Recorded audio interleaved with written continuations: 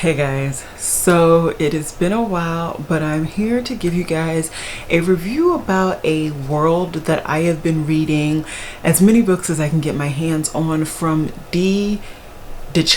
No, let me get the name right. And the world is written by the author called Djali P. Clark, I believe. Hopefully I said that right. And in this world, there are quite a few books that are following kind of the same theme. We're also following very similar characters or the exact same characters, depending on what book you read. And I have now read 3 or 4 out of the books from this world, and I just really felt so immersed after the very first book, and I just felt so connected and so intrigued that I had to scream about it to the world. And hopefully for those who are interested or have never heard about this author or these books, it is a new collection, new series for you to read. So let's just get to it. So the name of this series is The Dead Djinn Universe, and this is really holistically represented as a steampunk series where we follow detectives in Egypt and how they uncover the mysteries and the tragedies and just all of the amazing stuff that happens in their world. There's definitely some sci-fi elements, as it is once again steampunk. It is also futuristic in a way, in my opinion. I love it. I love so much. I love how the author brings not only Egyptian culture but also the religion of Islam in there as well. Slightly, it's not like overarching, but it's embedded into the books, and the sci-fi elements or steampunk elements where you see these creatures, these beings that are all built on machines that are magical, that have fantastical elements. It's just all so cool, so original. I had never read anything like this. Granted, I am not a huge reader in the steampunk genre, so please let me know if this is not really original to you, or if you've read something very similar. I would love to read it. Honestly, I binge read this series, but let me step back and let me talk about the books that I read in this series. So I somehow stumbled across the series. I genuinely don't remember. I think I was investigating books to read for Black History Month, and I fell across this first book, which is called No, that's not what happened. What happened is I previously read a book from this author, not technically in this series, although I feel like he mentions elements. So I read 2 books by this author. I read Ring Shout, absolutely loved that book, and then I also read The Black God's Drum. So I'm going to briefly talk about those, and then I really will go back into those other 2 series. So Ring Shout is really like a fantastical version of what happens in the 1900s when the United States was still very much struggling with very racism, and we're really just following the fantastical imagination of P. Djali Clark and how he sees these beings that are clansmen and how they become and how they morph and they multiply. And it's astounding. It's astounding not only seeing that imagination, but also imagining that actually being projected into current events that are happening now. And you're like, wow, even though of course, you know, the magic part is not necessarily occurring, you can see how those basic elements that he is projecting and is talking about is happening in these characteristics and in these characters is actually happening right now. And so it's just very fascinating, very invigorating, very short read. I absolutely love that read.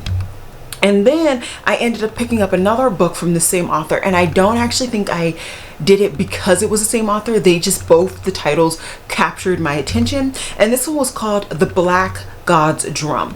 And in this one, we're following a girl who, you know, unfortunately, through life circumstances, ended up kind of raising herself in New Orleans, and she came across information that she knew was not only dangerous but very valuable. And so she's trying to sell this information, but she's also trying to save the world because the God's drum is up for sale and it's being given to these men who are not good, and who are trying to use the drum to destroy society, to destroy the world. And it's just so fascinating how, once again, this author brings these concepts, brings these realities that we see day in and day out into these fantastical worlds and splashes in this sci-fi, and he explains and interprets what we're actually seeing and feeling in day life. And it's just so refreshing and so nice to read these things that I am feeling and I'm seeing and have them. So for me, just reading all of these 2 books previous to even reading the Dead Djinn universe, I was just so connected to this author, and I just felt such a vibe that it's taken me some time to get again. I had previously felt it with my Octavia Butler books that I read. I had even previously felt it with oh, what's her name? I can see her face right now. I just recently read a book by her as well. N.K. Jemisin. I read my first book from her. It was a graphic novel, but good gracious almighty, it was astounding. And I just love when you get connected with these authors just from reading their books, and you just have to absorb everything. So then fast forward, of course, a little while, I decided I had to read pretty much everything from this author. I had loved and 5-starred those previous 2 books that I discussed, and I had to read everything else. So that same exact night that I decided I needed to read everything, I found The Dead Djinn in Cairo, and I believe I found this via Kindle Unlimited. And if I didn't find it through Kindle Unlimited, I found it via Kindle for like something crazy cheap. I decided to pick it up. It was not a lot of pages, but this, you were immersed, and I do mean immersed, into this world where, once again, like I said, it is a steampunk world. So you're seeing angels, you're seeing beings, fantastical beings, you're seeing magic woven into Egypt, where you have human detectives trying to uncover what's going on, and they're trying to, you know, continue to save the human world, the human race, but also trying to continue to make sure that these fantastical beings still have power, still have control over their kind of society and their community as well. And it just, my mind was blown. On top of that, you're introduced to one of my favorite characters. Let me see, I took notes, and you know, the notes are a little sporadic because it's me, but you see the main characters.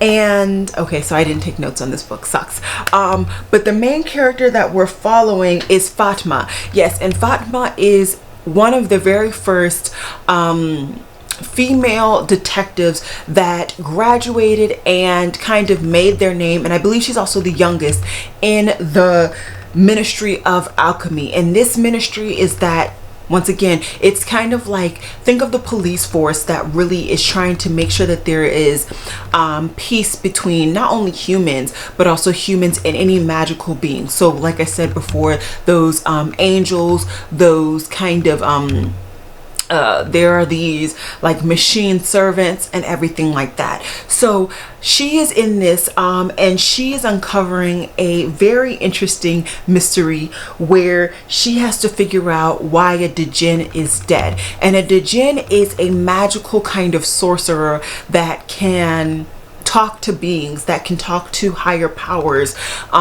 through spells, through chants, all of that jazz. And so this book, I was thrown into the world. And there are quite a few times I find in fantasy books where I find there's so many new elements thrown at me and I am just overwhelmed and bombarded and I can't handle it. And I did not find that in this book, which was so rewarding, so exciting to feel. And so from then I literally bought and or requested the next book, which is The Hunting Tram. No, the second book actually I have not been able to find. The second book is called The Angel of Khan el Khalil. I've not been able to find that. If you are able to know, if you know how I can get my hands on that, please let me know. As you can tell, I am so excited about any and every book that I read from this author that your girl is excited. Okay, I would be thoroughly happy to pay for it. I just have not been able to find a provider to pay for it, really. And then the next book, which is technically point 3 in this series, is The Hunting of Tram 015. And in this book, we follow 2 different detectives. We follow an older detective who is so used and set in his ways, and he is kind of stuck with this new lively detective that just kind of passed through their course. And those two have to figure out why this, for lack of a better word, tram, or think of kind of like a metro train, it is haunted by something, and they're trying to figure out, 1, what it's haunted by, but also 2, how to get rid of the thing that is haunting it. And it's so intriguing, once again bringing in those elements of those characters and those creatures that you had previously read about in the very first book, and also giving you a wider understanding of this ministry of alchemy. And not only the ministry of alchemy, but also just the connection that they have to the police force in Egypt. And it's just so interesting, in my opinion, to take the time to read these books and for my world to be slowly unraveled. And it's not, so I am one of those people, and I always think forward. I'm always trying to understand what the author is trying to tell me in each chapter, each page, each line. And so for me to be completely unknowing how to kind of solve these mysteries, solve these discoveries, is so refreshing to me. I don't read a lot of mysteries, but the idea that this is a steampunk fantasy that embeds mysteries is just so unique and so new to my reading history and genres and all of that jazz, that I love it. I love it so much. And then the last book is actually the first official book in this series, and it is called The Master of Djinn. And so in the previous books, you're kind of slowly you hear mentioning of who the Master of Djinn is, and I don't want to kind of spoil that for you all, but basically in this book we are solving the mystery of if the individual who is claiming to be that master truly is that master, and if they aren't that master, how they're able to create these magical shows, these representations, and ultimately kill these people that were killed very early on in the book. And it was so interesting. What I loved about this very first book is that it brought together the 2 groups of detectives that you previously read about in this series. So you got to see Fatima, and being the first female and the youngest female to be in the ministry. You also got to see the 2 men that I referenced in the last one about the hunting of Tram. And then you also got to see yet another new kind of main character, because Fatima was forced to actually get a partner. And so you see a group of 2 women who are very independent, very strong, very willing and able to stand up for yourself. And then you see 2 men all in a police force, all trying to come together to understand this craziness that is going on. And it's honestly so good. It's so ingraining, and I definitely took my time reading this book. I could have definitely binged it in a couple of days, but I really wanted to take my time and to slowly read it, and I'm so happy that I did. It felt so good to not only revisit these characters that I feel as though I've had a connection with, not only from the first book, but from, you know, those previous books that I talked about, such as Ring Shout and The Black Man's Drum. And that also reminds me that, to me, it felt like the author Clark was slightly hinting at some ideas and some concepts and some individuals that you were presented at in the Black Man's Drum. And so for me, I definitely would recommend, you know, reading any and everything that is written by this author. I cannot wait to read more from this author when and if they write another book. But it's just so interesting to me because, you know, how do you get to this point where you're so ingrained in an author that you binge read everything they've written? And there are quite a few authors that I have gotten that way with, and I hope to continue to be able to give you guys these kind of roundup reviews of the books that I read and potentially intrigue you all.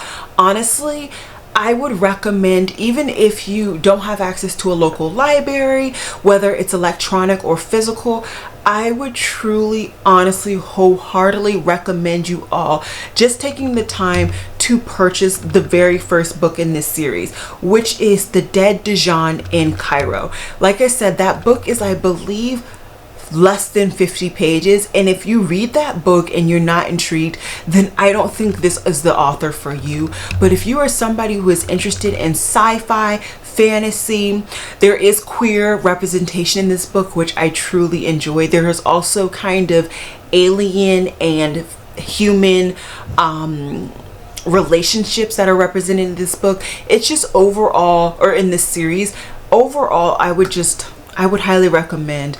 I hope you guys enjoyed this video. I'm so happy to have finally been able to sit down and record this video. There's so many other videos and concepts that I have in my head, so hopefully I can get some more out there for you all very soon. But I can't wait to hear what you guys have to say. And yeah, definitely let me know if you ever take the time to read these books, and if you've already taken the time and you just wanted to find a YouTuber that has read these, I hope that you find me. And that's pretty much all I got. I'll see you guys in my next video, which hopefully will be sooner than, you know, the 6-month hiatus that I took before this video. Alrighty guys, bye.